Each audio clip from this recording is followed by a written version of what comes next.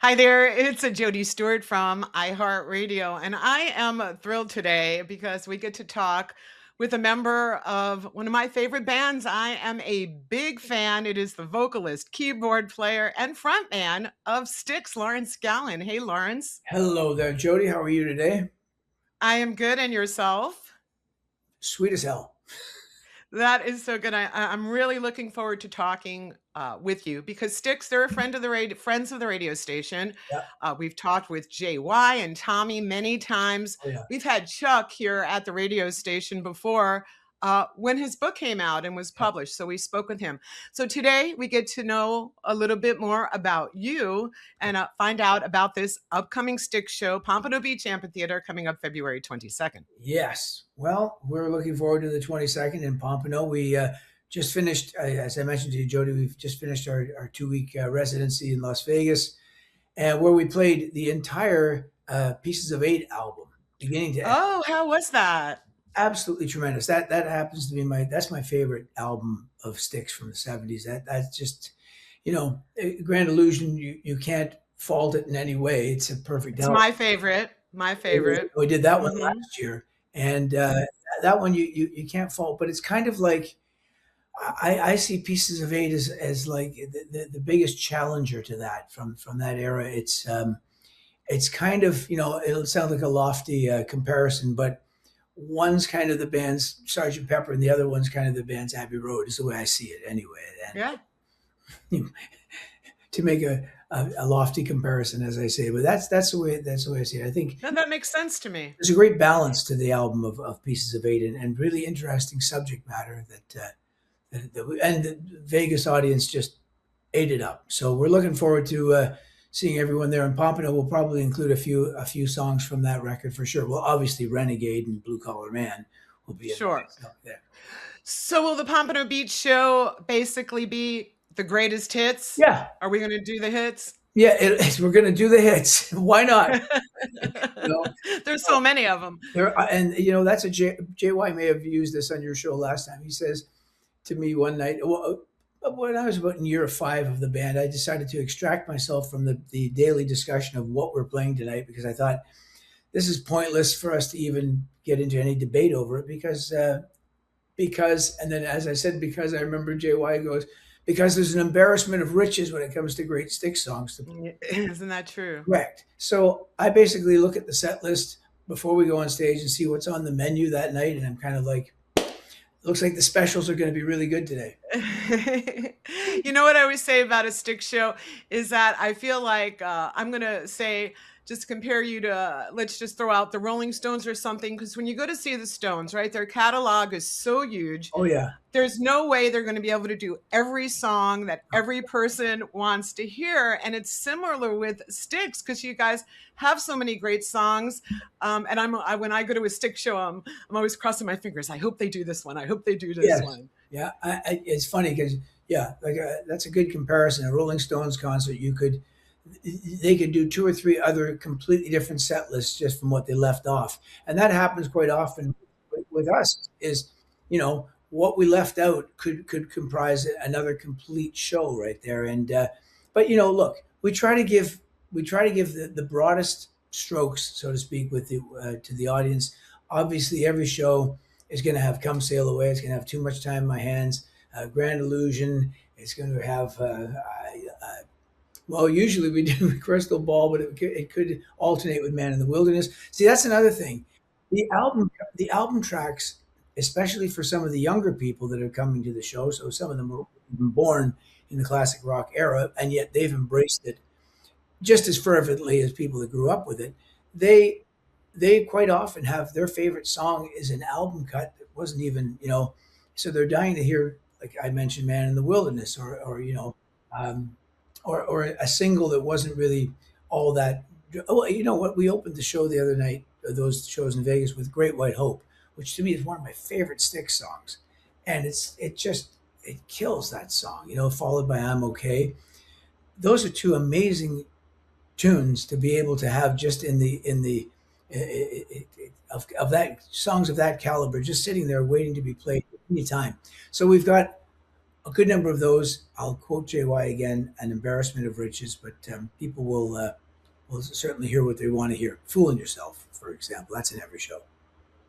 Yeah, you guys do all the hits. And one thing that I notice when I go to a Styx show, a couple of things. First of all, and you touched on this, um, you see people of all ages, kids from Yep, age 8 to folks in their 80s, yep, everyone in between. yep.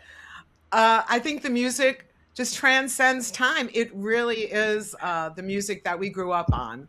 You're right, Jody. It's the ultimate test of any musical piece is whether it stands the test of time. It can be a massive hit in its era, but in order for it to transcend, years and in this case decades, it has to have something intrinsically um, connecting about it that just connects to the human experience and gives it a melody that enhances that experience, and you can personalize and see yourself in the lyric. And that, I think, is the magic of some of those Styx songs from the classic era, is that they touch on subjects that people can see themselves in the narrative, and but still very interesting subject matter. That's part of what I love about the and why there just doesn't seem to be any tired factor in playing the songs. They're a challenge to play.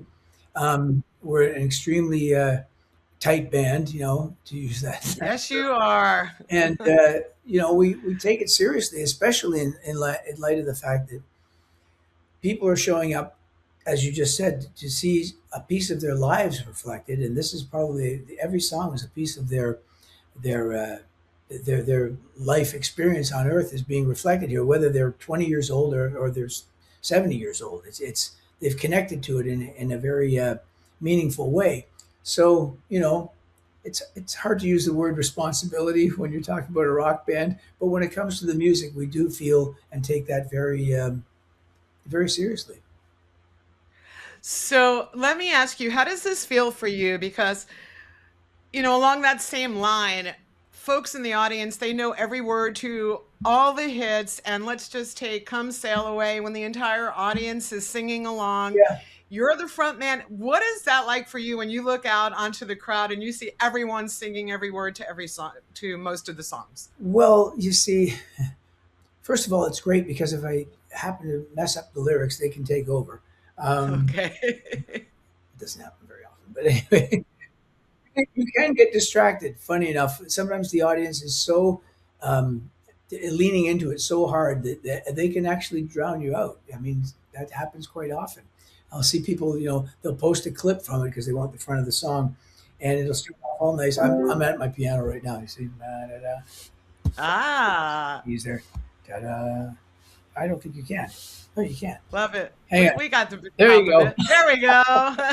So yeah, you start off, and quite often the audience just take it over, and that's a wonderful moment.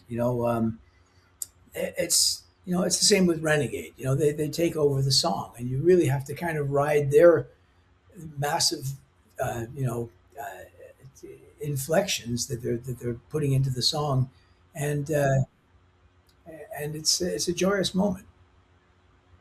Let's talk about you and your energy. Now, you have been with the band. Some fans might not realize this, but since 1999, we're talking like 2.5 decades, right? You've been there Yep. a really, really long time. You Yep. bring this incredible energy to the band. You're spinning keyboard. You're all over the place. It's like contagious to see you on stage. So I want to know what your secret is to No. that energy. Well, a lot of it derives from what we were just referring to. The audience itself just gives you a shot of adrenaline that kind of overrides any physical limitations that you might have in real life. Okay. You see? So yeah, there's a euphoric feeling, both physically and mentally, that happens when you're playing music anyway, but particularly when you're in front of thousands of people that are in such a state of elation that you just kind of plug into that, and you're really ageless. You suddenly feel like you could be 16, you could be 86. It just doesn't matter. There's no time becomes almost a completely irrelevant factor as far as the physicality of it goes.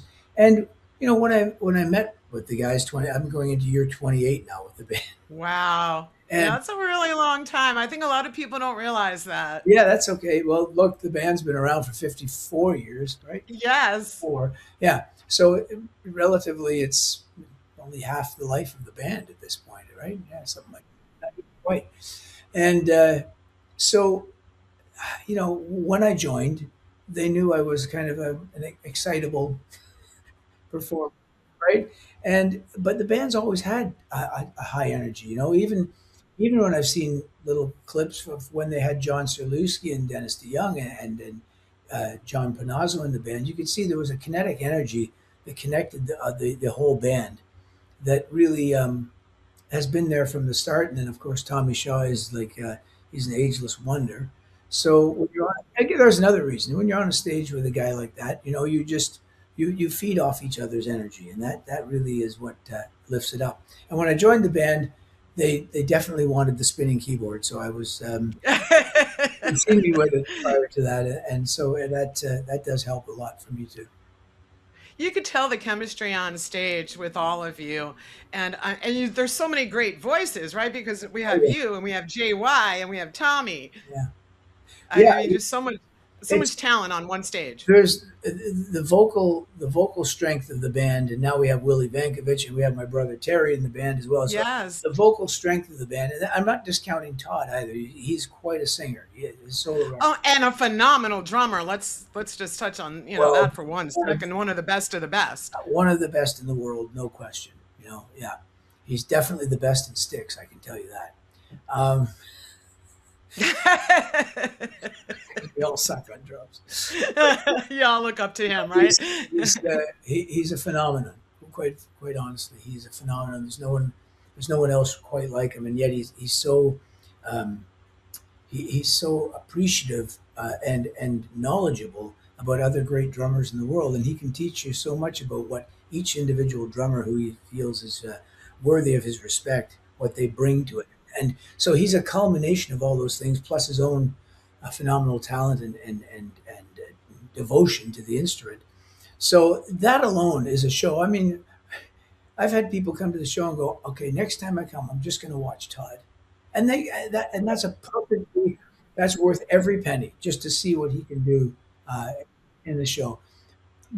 So back to the other fellows and their vocal prowess. Yes, that's something that's endlessly impressive. Quite honestly, from where I am on stage, it's those signature Styx harmonies when they kick in. There's definitely a moment of it lifts everything to another level, so to speak. It lifts up the audience too, and Yeah. I'm not saying this just because I'm a super fan, but I have never left a stick show in a bad mood. When that show is over, I'm always wanting more. We're always smiling. We're always like, just energized from the music and from the performance. And I can't thank you, enough as a fan for coming to the show and getting that kind of experience. Well, first of all, Jody, to my experience in life, there's no greater entertainment than a great rock show. They stay with me. If I've been to what was that, recently Genesis, when Phil Collins was doing kind of his what could be their last round. I hope not. Elton John recently, even there, those experiences stay with you. Unlike even there's great other forms of entertainment. I love whatever movies or Cirque du Soleil or these, and they are in the moment they're spectacular. They There's something about being connected to music, and in particular in a rock concert, that just stays with you. And to your point, and I've mentioned this quite often, when you end a night where you see thousands of people with big smiles on their faces, arms in the air, and just a sense of there is a kind of a sense of well-being amongst the entire embodiment of the audience and us. You know that I think it would be hard to leave with a frown on your face. Yeah, we might have probably less parking lot disagreements after a Styx show than any other band. Don't check that. Just take it as a fact that I just said it. Okay. I won't ask around, Yeah. but we're really excited about seeing you. I know you guys are heading out on like, I guess, the start of a little Florida tour. Yeah. I know you have like 4 or 5 dates in the state Yep. coming up. We're the first one. You're the first. But then Yep.